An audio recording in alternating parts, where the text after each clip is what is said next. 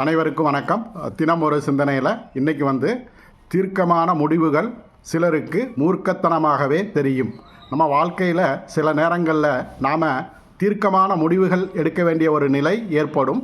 அது அரசியல் ரீதியான முடிவாக இருந்தாலும் சரி, அலுவல் ரீதியான முடிவாக இருந்தாலும் சரி, அல்லது தனிப்பட்ட முடிவாக இருந்தாலும் சரி, அந்த முடிவை நாம் ஒரு தீர்க்கமாகவும் இறுதியாகவும் எடுக்கக்கூடிய ஒரு சூழல் ஏற்படும்.